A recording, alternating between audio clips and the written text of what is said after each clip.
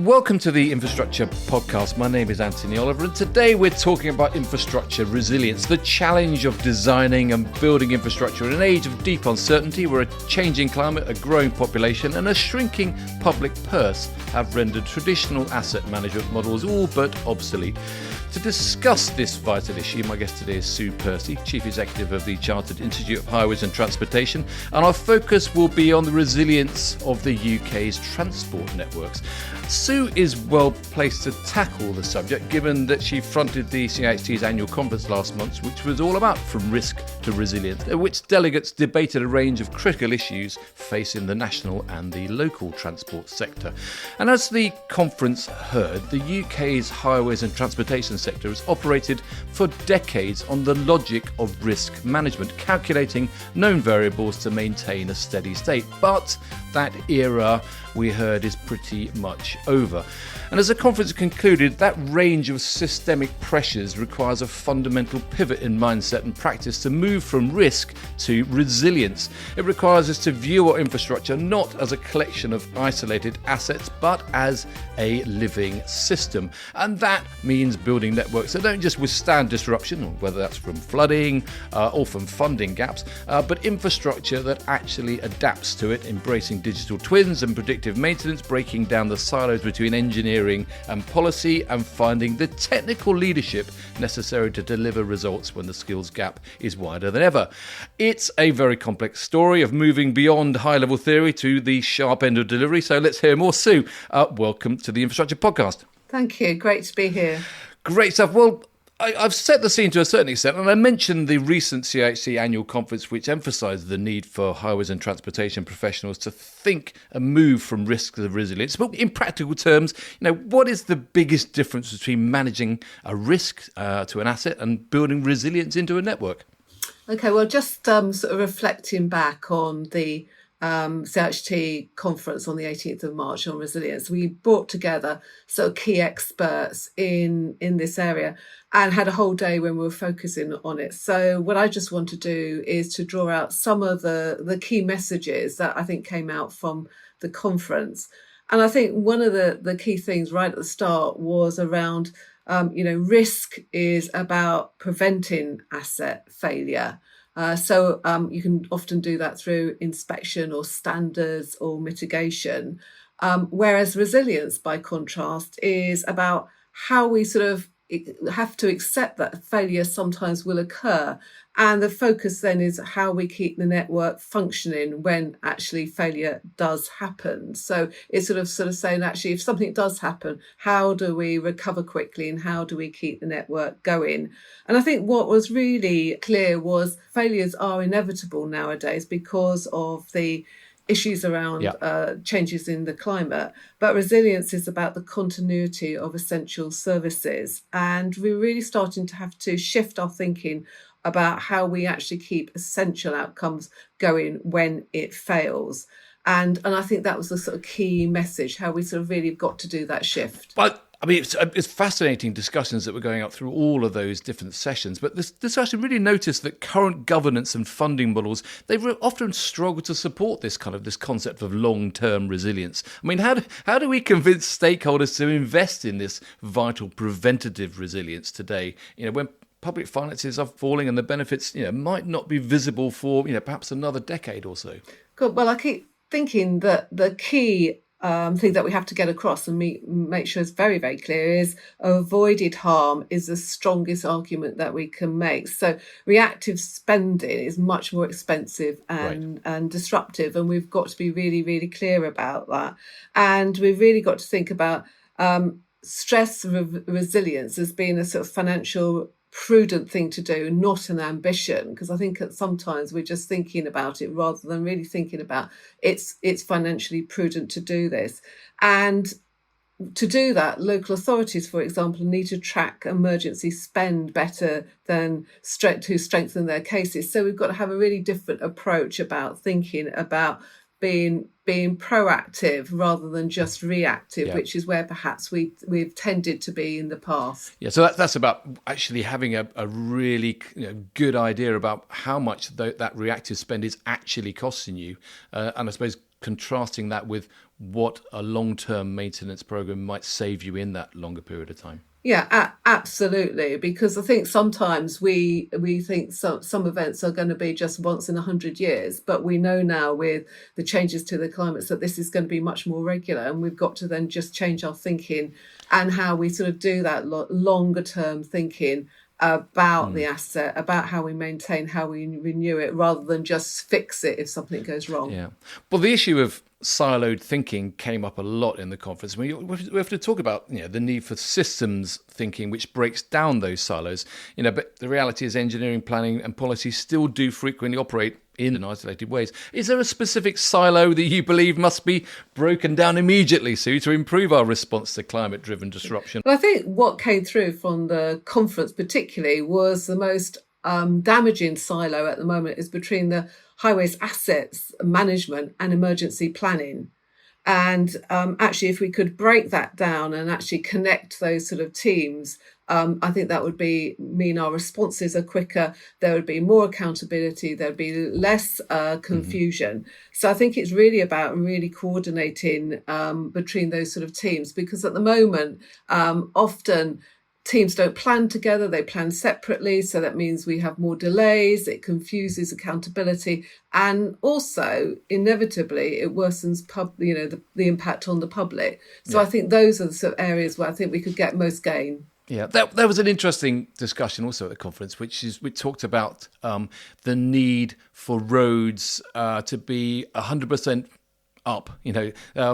It's an impossibility, though, for roads to be open the whole time, because you just need to maintain them. Yet the public and politicians expect roads and transport infrastructure to be open 24/7. I mean, do we need to reframe this challenge? Absolutely. I think that's really a sort of key point, and sort of resetting public and political expectations, I think, is critical in the changing environment that we work. So really shifting the narrative from roads must always be open to roads must recover predictably and quickly, I think is key.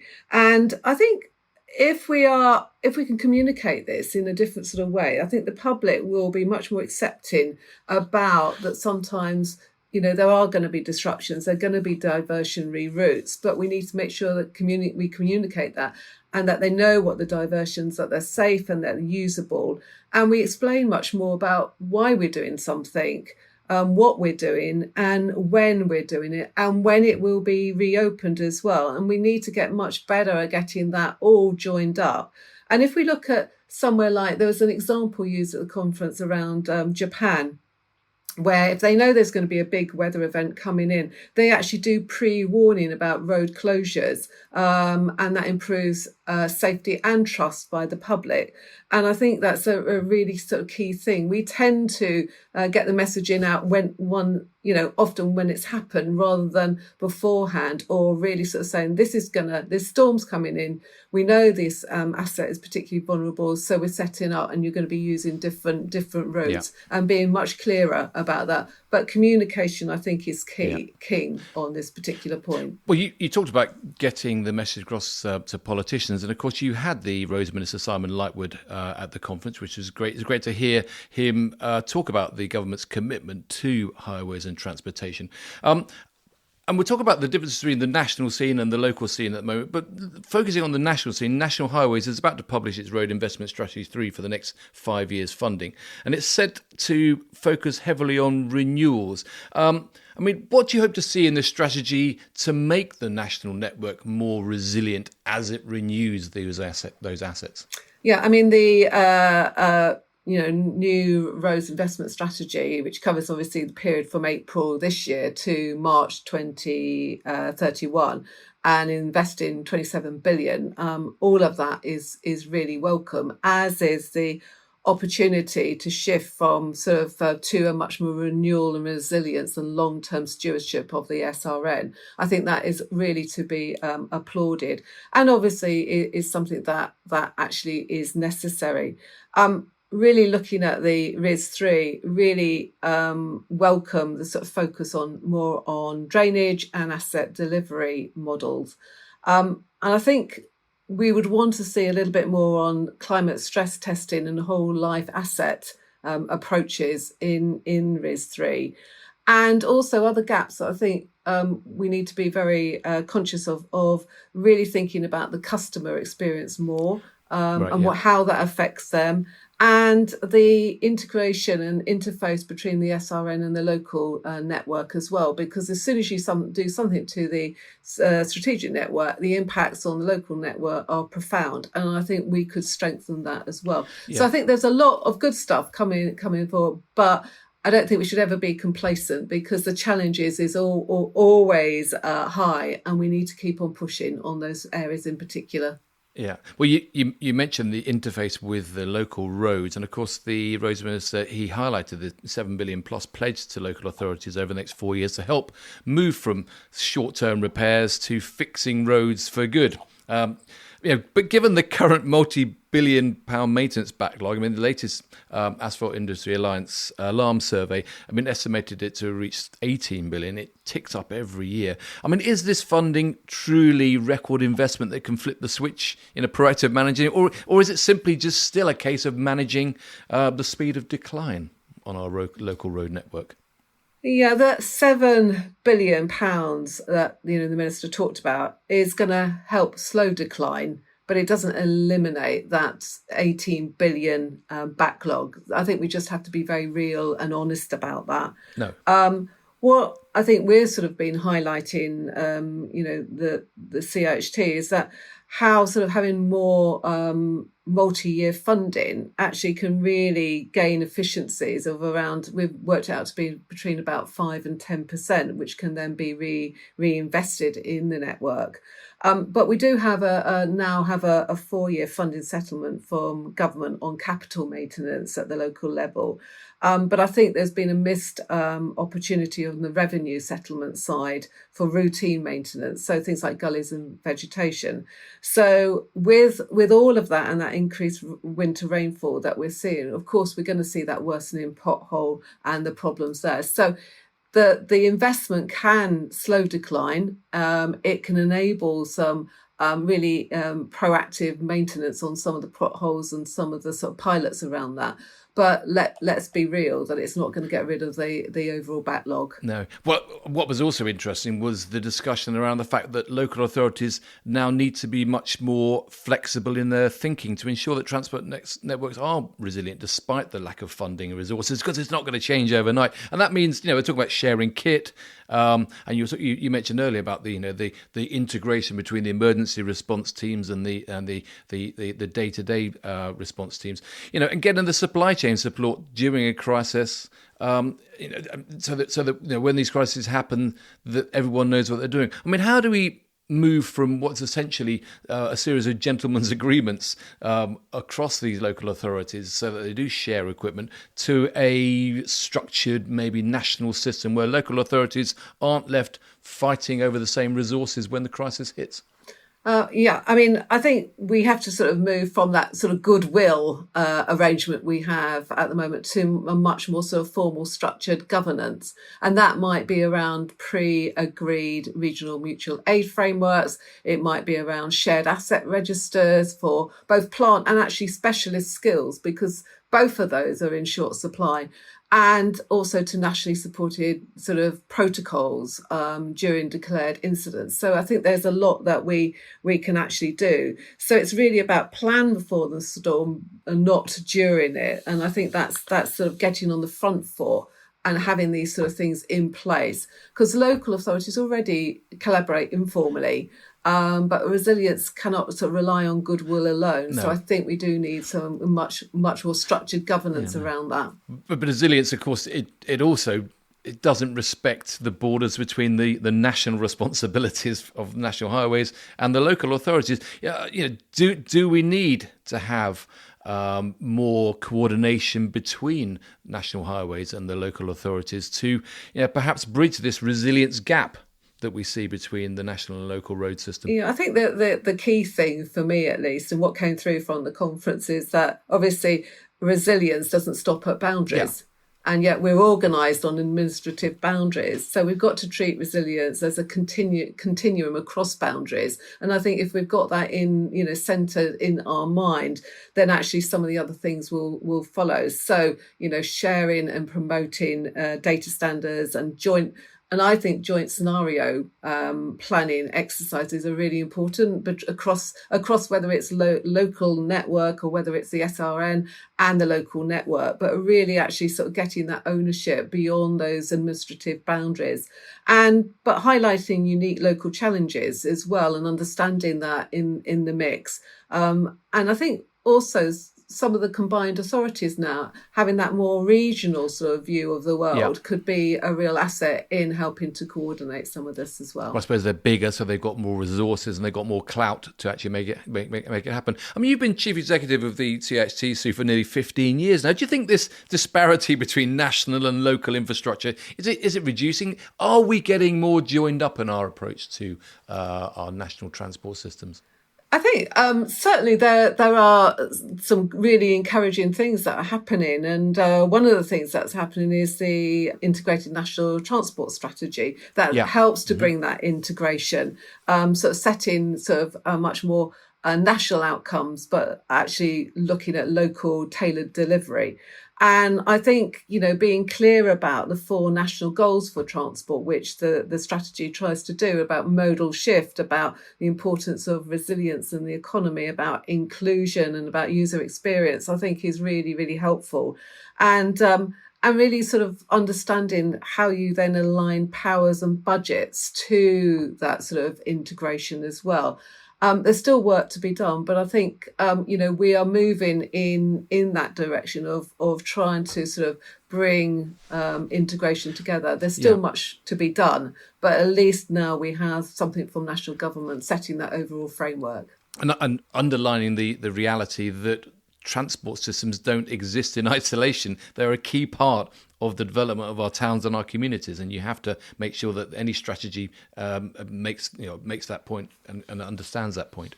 Yeah, absolutely. And I think that's why certainly at CIHT we've been pushing hard about thinking about transport not as a means to an end in its own right, but actually how it integrates with, for example, the housing agenda, the growth agenda that government has, and really looking and working with, the planning system to how we can integrate that, get that much more coordinated, get transport right at the start of any developments rather than as a bolt-on at the end about how we then link communities together. So there are things that are happening. There's some good work, but actually there's still a long way to go. The Minister also highlighted some quite specific new pots of cash, or are they new? I don't know. A £1 billion structures fund to address up to 3,000 bridges that are currently unable to support heavy vehicles, which is creating a significant barrier to freight and farming, I suppose a barrier to growth. Are there some logistical and skills-based hurdles when it comes to injecting that amount of cash that you're worried about as an industry? Can we cope with that number of bridges and that amount of money going into that specific element of the asset management journey? Yeah, I think, again, we welcome the money that the Minister was talking about, but funding alone will not fix that. I think we just got to be really clear about that. And there's the skills and capacity issues. Those are going to be bottlenecks and are bottlenecks. So we might mention this, we know that there's shortages of specialist engineers and contractor capacity.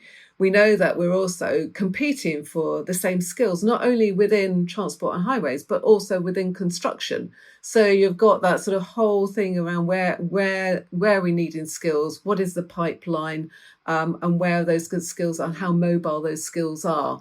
Because a lot of the skills that we need are going to be also sought after by the construction, the wider construction, whether that's energy projects, whether that's to do with the water industry or in terms of housing. Certainly, when we did an employment trend survey last year, And what it sort of showed very much is that the need for more technical education, really about apprenticeships, for example, about how we keep our workforce up to date with the skills and competencies that we all need.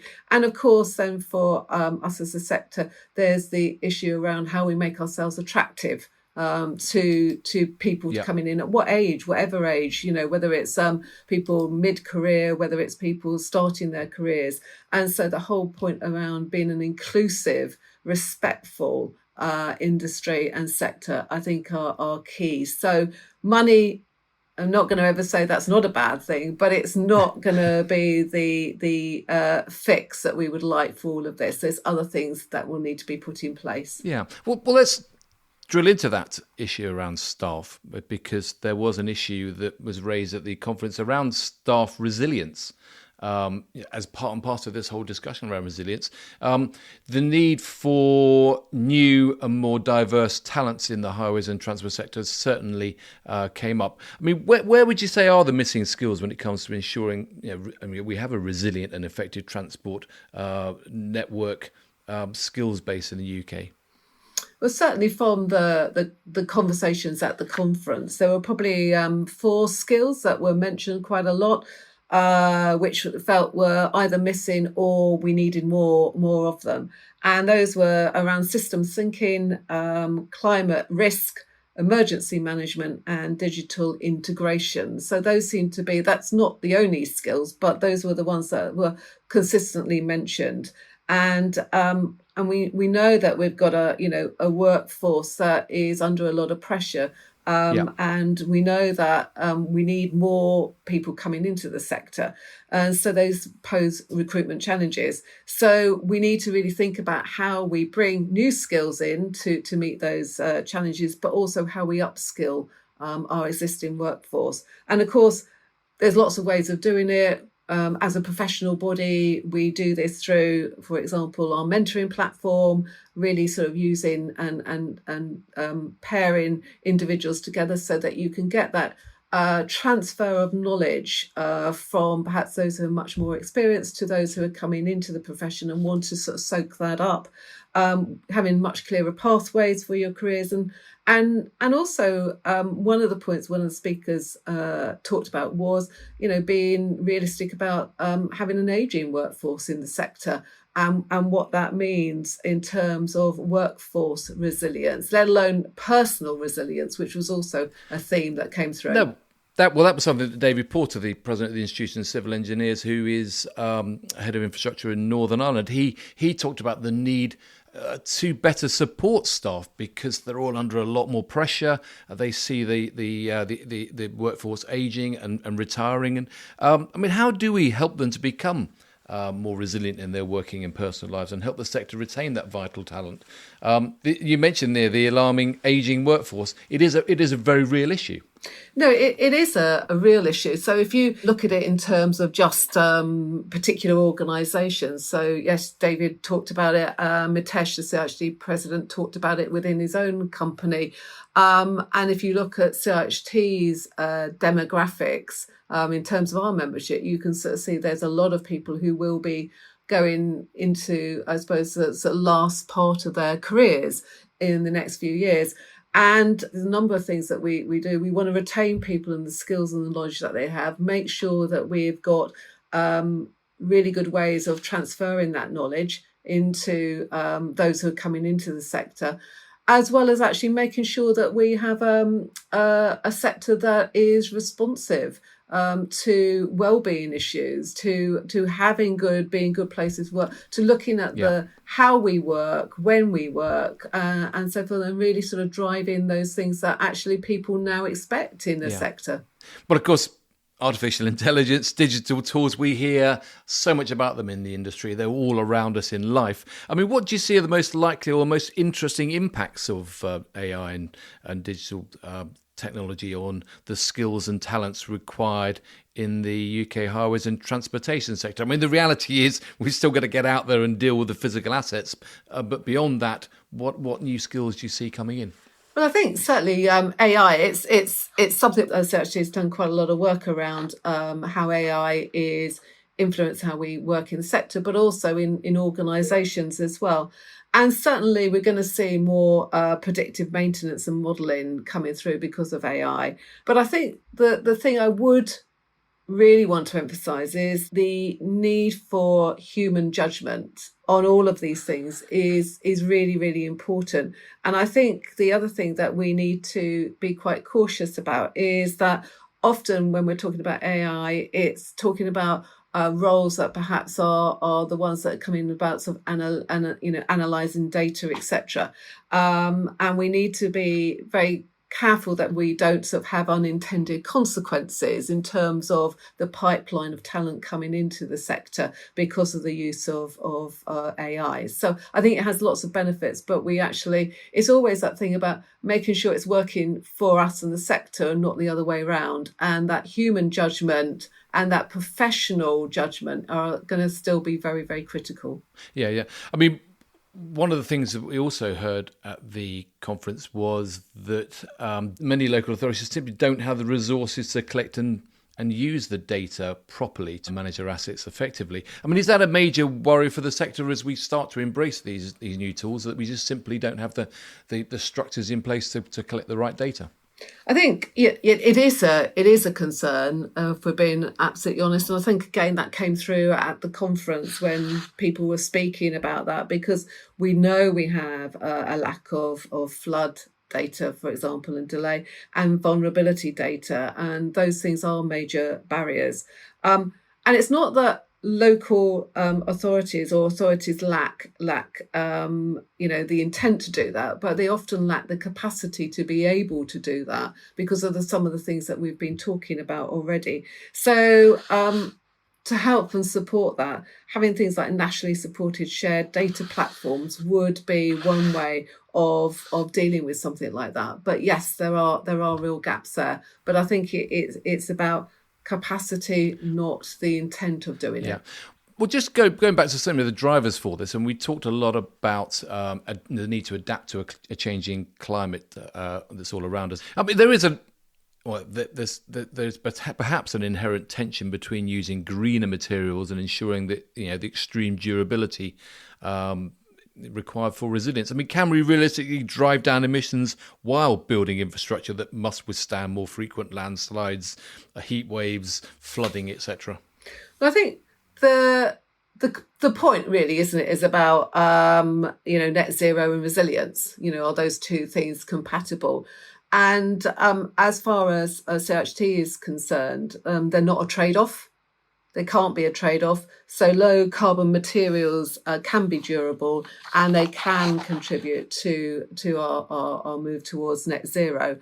And I think it's really, really important, because I think there's sometimes a lot of conversation about somehow that they're not reinforcing, and I think they do, and they need to be co-designed around net zero and resilience. And I was just sort of thinking about some Live Lab 2 trials that are happening in Liverpool at the moment, where they're doing some permeable pavement surface trials.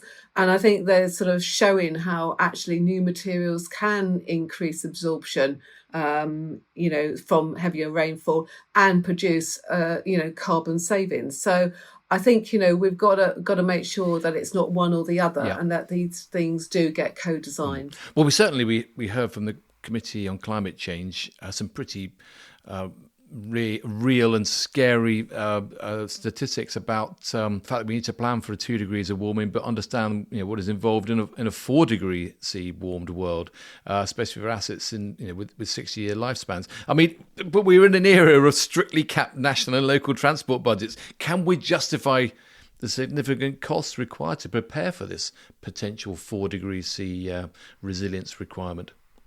I think this is, about risk, isn't it, rather than policy. And I think we're going to have to do this, because we know we're likely to get more extreme events as we move forward. So I think things like, stress testing assets for worst case scenarios is really, really important. And we've got to go beyond current assumptions. And I think that was very clear at the conference, that you do have to start thinking about something beyond 2 degrees, for example. And within that, and when you're doing that sort of thinking, you've got to identify maybe tipping points where there's really critical assets where we need to understand the tipping point and to manage that adaptation as well. So I think there's a need to do that. I think we would be, it wouldn't be helpful if we just sort of think that we don't need to look beyond what perhaps we've currently been thinking about in terms of planning for a 2 degrees, temperature rise. I think we're going to go beyond that. No. And certainly at CIHT, we've got a lot of materials on climates that, give some really good support to the profession and to our members as well. And I suppose there's some very real practical needs as we move towards an era of electrification. We described it at the conference as the secret sauce of decarbonisation. As we migrate the entire UK vehicle fleet towards electric, how does the transportation sector adjust its culture to become part of the wider system in which the power grids are effectively as important as the roads and railways? No, absolutely. And I think I'll coin it really like energy resilience is transport resilience. And I think the two things go together, absolutely. Yeah. Because we need to think about it in our sort of whole systems approach to how we work and how we think and how we plan. So we need to really emphasise the whole issue around grid capacity, data connectivity, and to be much more coordination with energy networks and collaborate with operators as well. And so we've just got to think about it in a very different way. You can't do one without the other. If you want transport resilience, you've got to have energy resilience as well. Well, let's just finish off with some future thinking, Sue. When storms or floods strike the highways network, do we need a new code of practice to ensure that engineers resist the urge to do a quick fix and actually justify the extra time and cost needed to build a more resilient network, to actually put back better, so to speak, rather than just rebuilding the existing vulnerable assets? Absolutely. And I think, we all agreed at the conference and in other conversations that having a well-managed highway infrastructure and the whole point around rebuild better and not replace for like is absolutely critical. And we need to sort of think about when we're doing maintenance, when we're doing renewals, that it isn't like for like, because that's not going to work in a very changing environment. And so how we do that better, how we do that adaptation is absolutely critical, and building that resilience. So quick fixes we see that a lot, particularly with potholes, but they don't really support long-term resilience. And so somehow we've got to do that sort of mind shift, both within the sector, but also with the public and with politicians as well. And that's and that's why really thinking about the economic disruption, the social disruption, as well as when your asset fails, and that's how you start to win the argument and get more investment, I think.